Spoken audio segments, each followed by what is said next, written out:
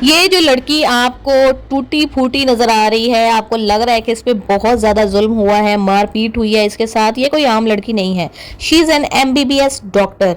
और इसके वालिदैन ने आखिर किस तरीके से मेहनत की होगी, इस बच्ची को एमबीबीएस डॉक्टर बनाया होगा। उसके बाद जब इसका रिश्ता तय किया होगा तो कितना सोच समझ के इसका रिश्ता तय किया होगा और कितनी देखभाल की होगी कि हाँ जी अच्छी फैमिली है, शरीफ फैमिली है, लड़का अच्छा है।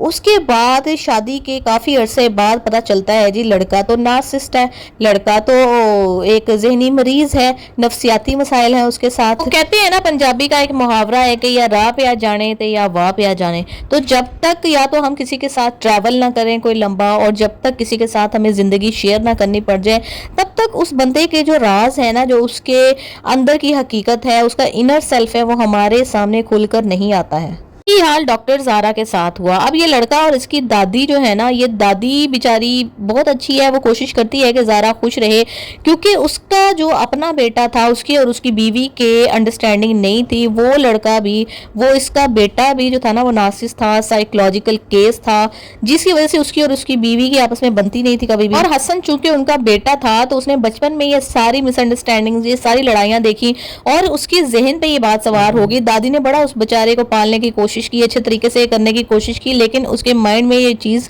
बसी हुई है। और जब ज़ारा के साथ इसकी शादी होती है तो इसको पता है कि वो एक बड़ी पढ़ी लिखी लड़की है, बड़ी अच्छी है, मैंने उसके साथ अच्छे तरीके से चलना है। लेकिन जो उसकी फितरत बन चुकी है, जब तक वो इस चीज का इलाज नहीं करवाएगा तब तक वो अपने ऊपर ओवरकम नहीं कर पाएगा। उसको अचानक से इतना ज्यादा गुस्सा आ जाता है, उसको ऐसा लगता है कि ये औरत गलत है, हर औरत गलत है। तो उस वजह से सारा मामला बिगड़ जाता है। पहले भी एक दफा उसने ज़ारा के ऊपर हाथ उठाया तो उसके पेरेंट्स ने, स्पेशली उसकी माँ ने, काफी ज्यादा एहतजाज किया।